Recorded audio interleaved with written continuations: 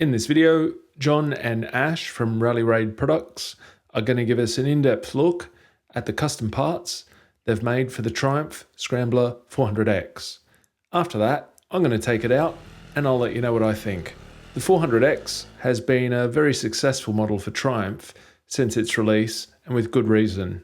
It's a great bike at an amazing price, but not everything's perfect if you want to ride it properly off-road with confidence. I've ridden the standard 400X a fair bit and done a lot of off-roading on that bike too. Triumph are marketing this bike as a scrambler that's capable of light off-road, but there's a lot of people out there who are using it for more than that. John and Ash and the rest of the team here at Rally Raid engineer, make and test all of these products on the bikes, so they really do know what they're talking about. Oh, and on this same day, we're also shooting a Rally Raid factory tour with John and Ash, so definitely worth checking that out on our channel too. So I'm Ash from Rally Raid, this is John, and we're just going to give a quick rundown of the Triumph 400X. So why we chose the bike and the upgrades we've done, bit of a comparison between the OEM that we have here and the full Rally Raided one. First of all, why did we choose the bike? It's within our ethos of Rally Raid, the small capacity, nice and affordable, nice and upgradable. It's a little less out of our normal trail riding and adventure kind of category, but we just thought it had potential, it had good looks, and yeah, it was in line with a lot of the other decent priced bikes that were coming out at the time. Yeah, I think it fits in with what we like. Like I say, we'd got a demo bike from our local dealer, Pure Triumph at Wellingborough. We took the bike out, brought it back to the factory. Two or three of us, we always ride the prospective bikes, because if we're going to develop a bike, we've got to like it. And pretty much everybody that rode it liked the bike as a scrambler. Like I said, Ash said, it's not usually we're looking for more trail and enduro, but we actually liked it as a scrambler.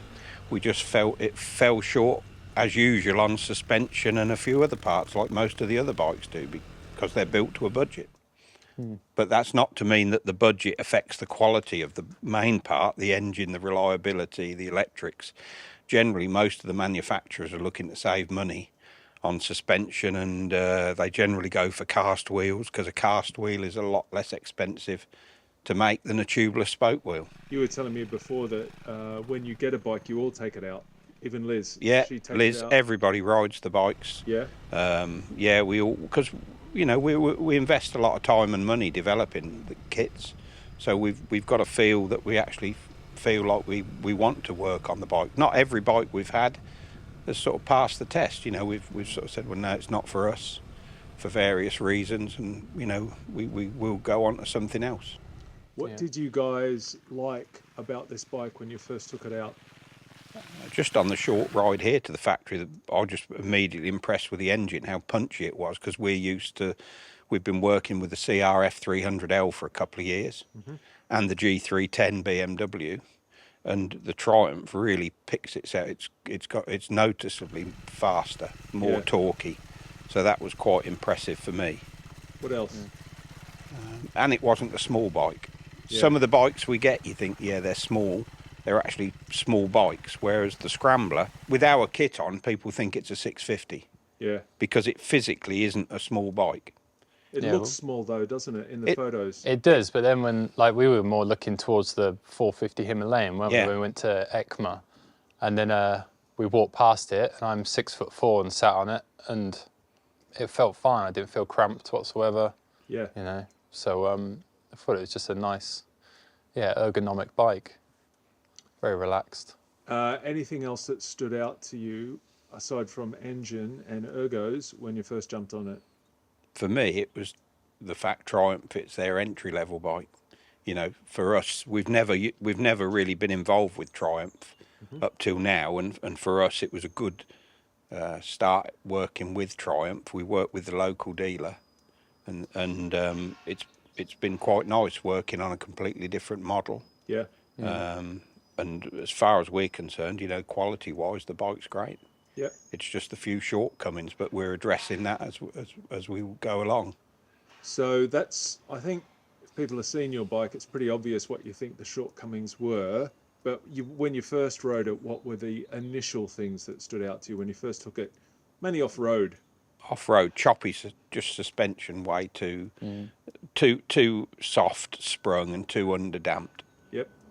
But that's generally for most bikes, because most of the manufacturers are looking to set up a bike mainly for road use. Yeah. Even the off-road bikes, they want it soft and compliant so they can cope with a wide range of people, whether they're short, heavy, tall. So that was the first thing. We rode it off-road. And the other limitation was the tyres. So we swapped the standard tyres with the cast wheels to put some more, so you could use it more off-road. And as you can see, our bike gets a lot of treatment off-road now. That's our test mule. But yeah, it sort of just confirmed that we thought it was a good base bike. Just tell us what a test mule is in case people don't know. It's just a bike, you bolt things on, try things out, fall off it a lot. Probably don't over love it. You just bring it back and pressure wash it and fit new parts, and it's in and out the factory all the time. Yeah. It generally spends most of its time in the factory in bits. Yeah. And then we're just trying new parts. We try not just our own parts. We have our other aftermarket companies. We use in a power bronze screen, because we found at highest anything above 50 mile an hour, you're sat up there in the wind. So just a small screen helps. And we have made our own screens in the past for the KTM 690 rally kits, but there was already power bronze out there with something, and we've used them in the past for the T7. Yep. So it just made sense to buy their screen. Ash, question about limitations. Obviously, taking the bike off-road, there's always going to be, the limitation that the manufacturer maybe didn't intend for it to do what we want it to do. Yeah. But at the same time, there's a lot to be said about on the road as well. Like, you can feel like the bike loading up a bit and not quite being compliant with the way, you want to drop into a corner or something. What do you mean loading up? Going into the suspension and staying down? Is that what you mean? I guess that is what it is, isn't it? Yeah, like, it was all too soft, dropping in. The front end of the bike is, when we strip the forks, Triumph specify 150 mil fork travel, where there's actually only 131. So the bike does sit nose heavy, and definitely, like where we live out in the sticks here with lots of little back roads, you just feel it tucks into a corner. You're trying to counter steer it a lot because it doesn't tip in nicely. It just sort of whoomp, it's gone. So with the fork kit, we've returned back to the advertised 150 mil travel, which straight away lifts the bike up 20 mil at the front. Yeah. And with more preload, it's more like 30 mil. So it actually now makes the bike much more neutral. You can just glide in, glide out, whereas before it was tipping in quite noticeably. When I was editing this video, I was undecided as to whether I should upload it to this channel or my other channel called Moto Filmer. I was undecided because Triumph are pitching this as a modern classic bike, which is a style of bike we do feature on the channel a lot. But I wasn't sure how much interest there would be for off-road. If you don't know, my Moto Filmer account is also run by me, and it's for my off-road and adventure bike videos. So if you're into that sort of thing and you like this style of content, maybe head over and check that out. All right, guys, talk us through what you've changed now. Well, the most obvious bit of bling, if you will, would be the wheels on the bike. Obviously, that's a bit of a rally raid staple. We've done it on quite a few different bikes now. I think for the Triumph Scrambler look, it was definitely like half of an aesthetic choice as well as the functional side of the wheels. I think it really does make the bike what it should have been. But obviously, you have like I said, the functional side of the tubeless as well. We use Bart tubeless in Italy to do our vulcanized, their vulcanized rubber on the rim, and that just allows you to. Vulcanized rubber. You can see there's a vulcanized rubber band. Actually. So that seals the joint to stop the air going out through the nipples of the spokes. This is a big thing because it's tubeless. Yeah, that's it. If you want a tubeless spoke wheel, you've got to have some form of band in the middle to seal the nipple.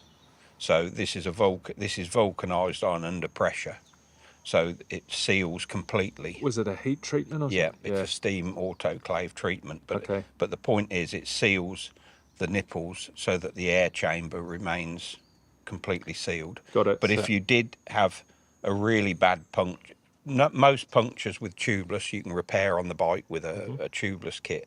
But if you really did gash the wheel badly or something, as an emergency, if you were on a long trip, you're always going to carry a tube. So you can take the valve out and just put an ordinary inner tube in if you were really in the problem. Also, your hubs, you machine them in-house, don't you? That's it, yeah. Yeah. Yeah, so the hubs, as you can see in the centre, they are designed and machined on our CNC lathes in-house. Yeah. And then Xylan coated.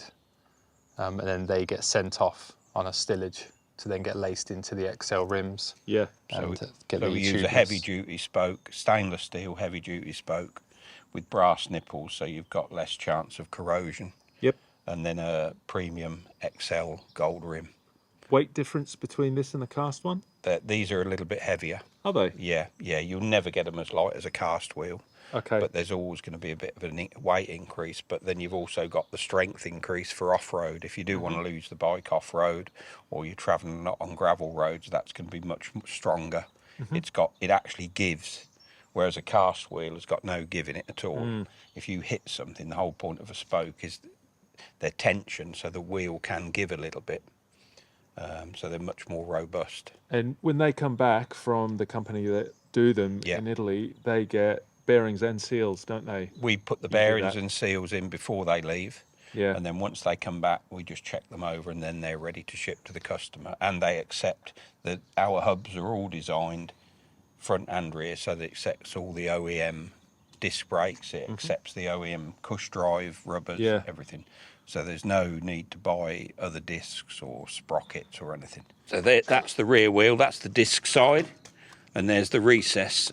So all the bikes tend these days now, they'd have a rubber, they have some rubber sections in there, so that when your sprocket fits in, it's got a little bit of give, so it takes away the chatter if you're on the road under acceleration. And that's what we call just a smooth. drive. Smooths it all out. Yep. You don't tend to get it on off-road, pure like the enduro bikes, trail bikes. The CRF hasn't got it.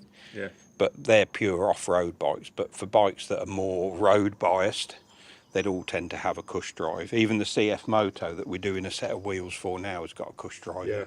Once we've fitted the spoke wheels, we tend to change away from the OEM tyres, which are much more road biased. And this is more of a 70-30 road to off-road. It's an Anlas Capra X. We use those on most of the small, medium adventure bikes like the CB500X, the G310 GS, because they're a good compromise between road and off-road. They've got good off-road grip, and they're tubeless or tubed, and they still ride nice on the road without a lot of noise. They've come on from where we used to. The TKC 80 Continental was the go-to tyre, but these are actually, we prefer these because they're just a little bit quieter than the TKC on the road, and they've got a little bit more give in the sidewall, so you can run them at a bit lower pressure off-road. What pressures you run them at? On the tubeless, we'd use 18 rear, 22 front. Got it. But if you fitted inner tubes, you can go down a little bit lower.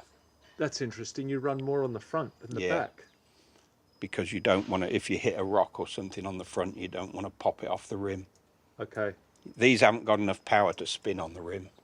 If you're on a T7 or something, you probably wouldn't go below 22 or 20 at the minimum on the rear. We used to have a T7 because you'd always worry about tyre slip under acceleration. Yeah. But these bikes haven't got that amount of power, so you don't have to worry about tyre slip on the rear, but you still have to worry about hitting a sharp-edged rock or something off-road. Yeah.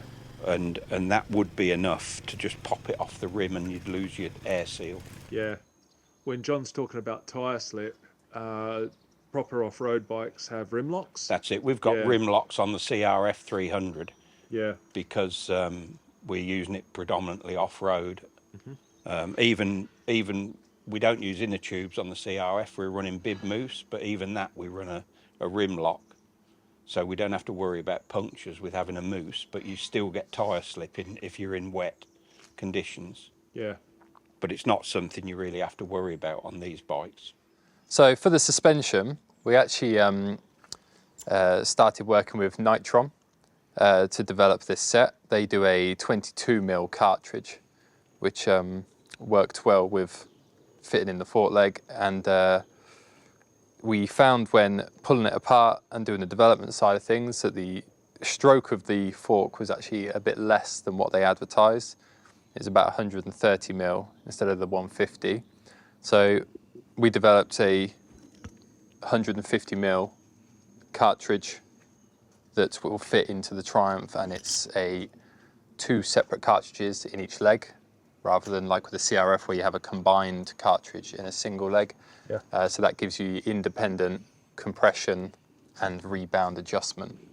On each, is it compression on one side, rebound on the other? That's it, yeah. So you can see on the tops of the dials, you've got compression on the left, Yeah. rebound on the right, as well as your preload adjustment on each cartridge. That's a nice touch, the preload. Yeah, so we've made the kit deliberately so it can be fitted at home without any special tools, because a lot of the bikes now they use separate cartridge in one leg and just a spring in the other leg. It's mainly to save price, but the problem is then if you want to try and retrofit two cartridges separately like we do, it generally means you've got to unscrew the bottom axle clamp from the chrome slider, which is a massive amount of work. It's really a suspension specialist. So we came up for the first time, we came up with an idea where we can trap the cartridge in with a special lock nut from the top. So it means customers can fit it at home without going to a specialist suspension supplier, because we export a huge amount of our suspension to Australia and America, and obviously in the UK and in Europe you might have a suspension shop just 20 minutes, half an hour down the road, but it can easily be a full day out to find somebody in America or Australia. So we try and make the kit, so even though it's a bit more work for us to develop and machine, we make it easier for the customer to fit. And also we supply generally the fork oil and any special tools that they need to fit as well. Mm-hmm. Right, so moving to the back of the bike, onto the shock. So with the Triumph, just like with the 310, when we did the shock for that, we're mounting direct to the swing arm. It's a lot simpler design without having the linkage, like lower maintenance, but it does kind of limit your ability to lower the bike. There was a few options out there that kind of made it happen, but they weren't really the correct way of doing it. So again, like we did with the 310, we've gone ahead and done a standard and a lower travel shock, so you can swap the shock out and it will lower the seat height 30 to 50 mil. Is that right? Yeah. Yeah. So there was also a few new features on this shock that we. So first of all, it's alloy body rather than like some of the shocks are steel bodied. Just gives you like the better heat dissipation, better corrosion resistance, and then we have the preload on the shock mounted to the bottom. So you set the coarse preload at the top of the shock, and then you have the adjustment at the bottom. So we found that a lot of the time when you need to adjust a preload and you don't have a hydraulic or mechanical preload adjuster, you're putting the shock in and your preload ring's stuck at the top of the bike and it's inaccessible. So this way, once the shock is in, it allows you to adjust at the bottom here, and that's the same with the combined rebound and compression adjustment on the shock. It's all done without a tool, just with a clicker on the bottom of the shock. So again, in line with the principles of us trying to make it as easy as possible for the customer to install and like maintain their own things at home, we really struggled accessing the top nut for the shock. So we come up with this tool design which allows you to mount the nut from the outside of the tank on top of the shock. So that will come with every shock. Just makes things a little bit easier when you're having to swap stuff out, and for the sake of the cost, you know, it's well worth it. So each of the shocks that we produce, the standard travel and the low travel, which lowers the seat, they all come with a choice of 5 different spring rates. So this is 100-160, which means it's 100 Newton meter spring rate and it's 160 millimeters free length. So that's a sort of average rider. You can select which spring you want based on your rider weight and whether you're going to carry luggage or whether you're going to carry a passenger. And we would then build the shock with the correct spring, and we'd add the average preload when we ship the shock. Now, when you get the shock and once you've fitted it, you can then fine tune the preload on the bike by just turning this ring at the bottom, which is threaded. So and that has 10 millimeters of movement to increase preload, and very roughly 10 millimeters travel there would give you the approximately about 60 kilo in reserve to add preload to counteract for either a passenger, luggage if you're traveling, or just even in the winter time you've got more clothes on, or if it's going to be muddy, if you're riding off-road in mud, we always tend to add a bit more preload because by the time you come home you can easily be carrying 10 or 15 kilos of mud on the bike.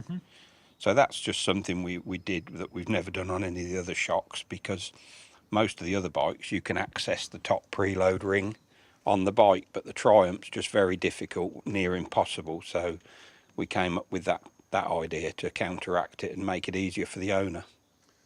Tell me what you said about, you were telling me before in the cafe about your frequently asked questions.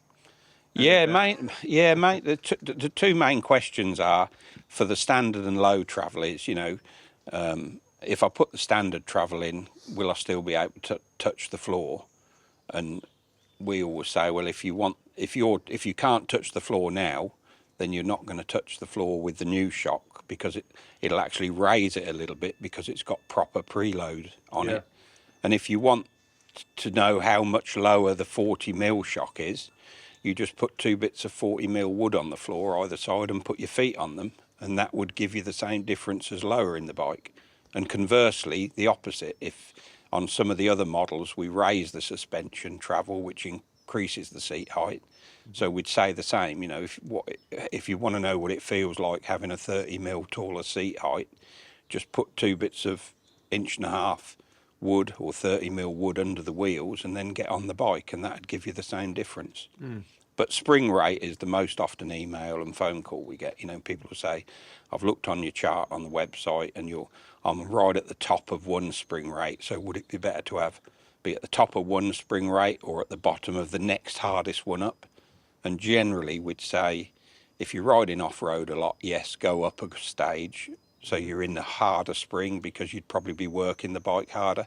But if you're just going to ride on the road, then stay at the top end of a softer spring. So we have also made some sheet aluminium parts for the bike. So we have things like just some nice heel guards at the bottom, soft luggage racks here, which we kind of opted just for a simpler, smaller design to keep the aesthetic with the bike.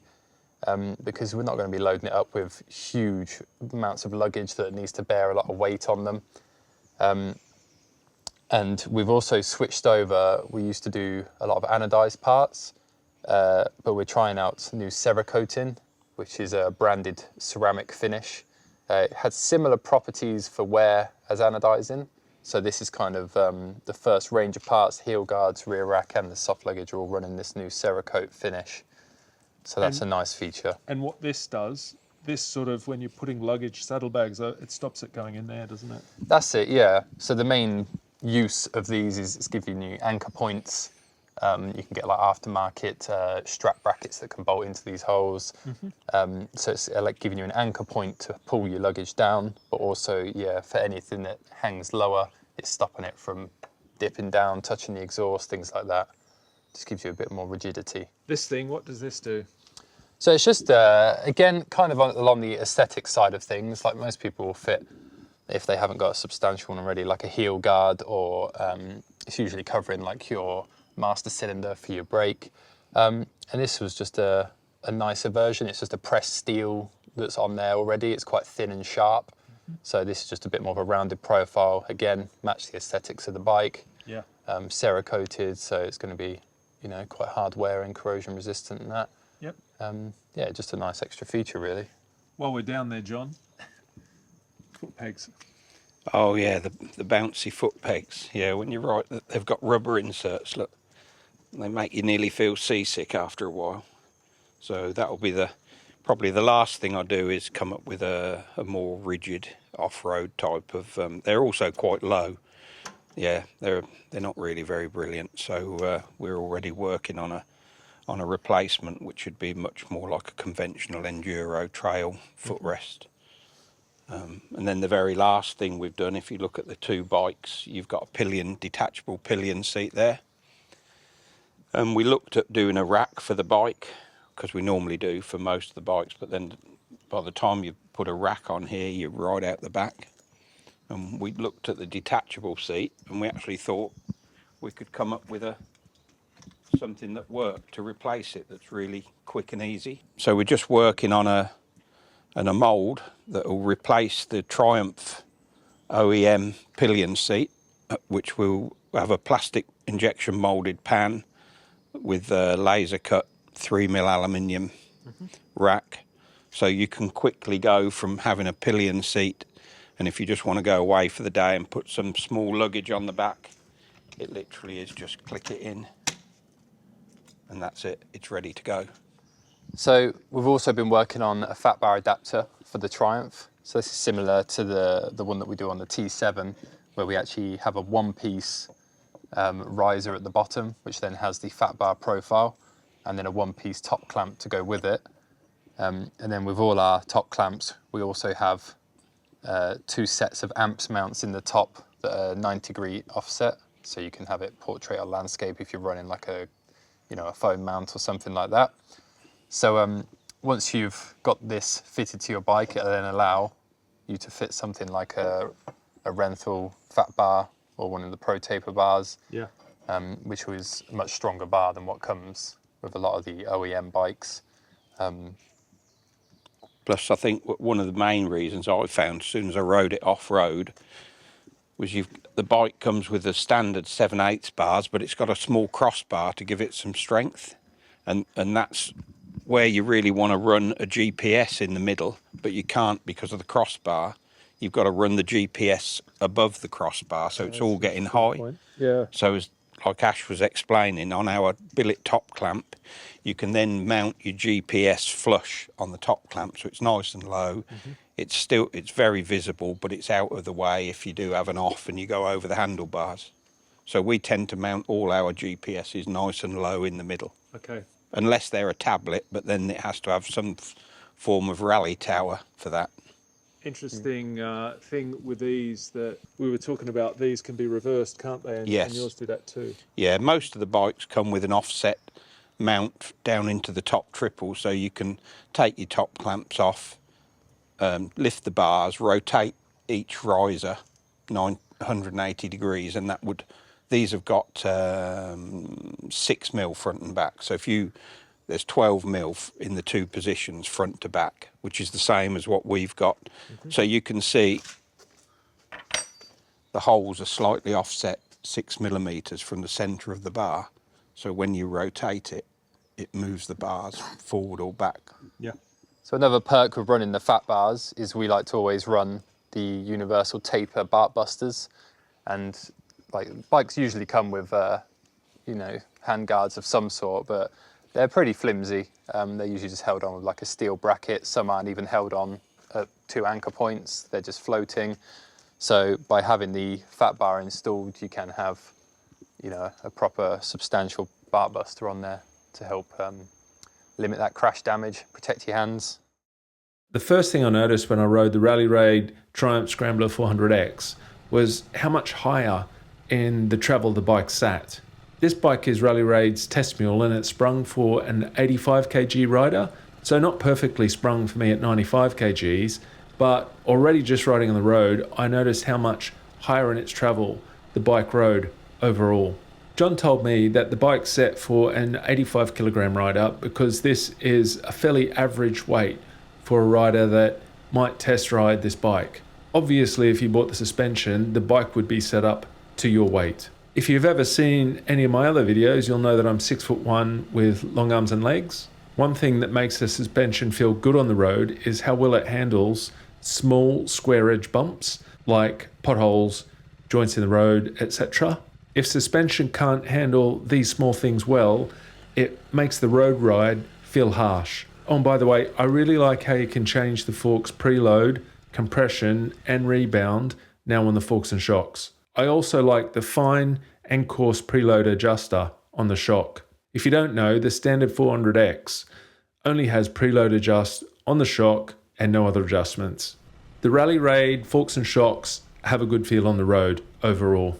Although the tyres that come on the Rally Raid bike have a more off-road bias, I didn't feel like I was riding an off-road tyre on the road, and they felt pretty close to the ones that come standard on the 400X, which are also good tyres on the road. Now off-road, the tyres make so much difference. With the stock tyres on this terrain, the bike would have been sliding around and changing direction would have been almost impossible if you're stuck in a rut. The tyres aren't 100% off-road, but they'll get you through everything you need to get through on a trail ride. I also like how John said that one of the reasons he selected them was that they're a fairly quiet tyre on the road. The standard forks and shock on the 400X blow through their travel quickly and bottom when you ride the bike harder off-road. Also, the way the standard rebound works is quite unpredictable. Worth saying here that I'm not slating the stock suspension too much. It's good for most people, but for those who want to ride the bike a touch harder or take the bike over more challenging terrain, you'll really notice its shortcomings. When I pushed the Rally Raid bike off-road into whoops and ruts, it responded well. It didn't blow through the travel quickly on the big hits, and I didn't feel like I bottomed the suspension at all on our ride. I would like to have had the bike for a bit longer to dial in the suspension more to the way I like to ride, but straight out of the box, on the day I rode the bike, the differences were definitely there. I've not come across the 80 compression, 20 rebound combined setting on a shock before, but I'm sure with a little tweaking, I'd find the ideal setting for my style of riding. I do like to push the bikes I ride off-road, but I think if I own this bike, I'd only really be riding it at 75% of my maximum speed. So an 80-20 compression rebound adjustment would be totally fine. When I go out trail riding, I have a standard set of tools and spares that I take on all bikes. And I do notice how well I can tie stuff down on bikes. So the rear luggage brackets and pillion seat rack would be a nice thing for me to add if I was taking the bike out. I think for the sloppy riding that we did on this day, it's hard for me to comment on how well the wheels performed. I do love how they look over the standard ones, and as an off-road rider, I'd always prefer a spoked wheel over a cast one. The true test for these wheels would be to push them on dry pack trails in the summer, where I could really run them up against some berms, whoops and jumps with a suspension set how I like, so I can really feel them flex. Tubeless wheels on the standard bike are actually a really nice touch. I much prefer spoked wheels over the cast ones though for off-road, and I definitely prefer the spoked wheels. Off-road, cast wheels aren't really a thing if you're going to push a bike. On my enduro bikes, I run mousses, which, if you don't know, are very soft foam inserts that you use instead of tubes in tyres. The benefit of using these off-road is that you don't get flats and they give you much more grip. When you ride them, they feel like you're running really low pressures, like between maybe 8 or 12 psi, depending on how worn out they are. A newer mousse will feel more firm, an older one, less firm. Just so you know, you can't use them on road because they get too hot and they degrade. Also, technically, they're illegal.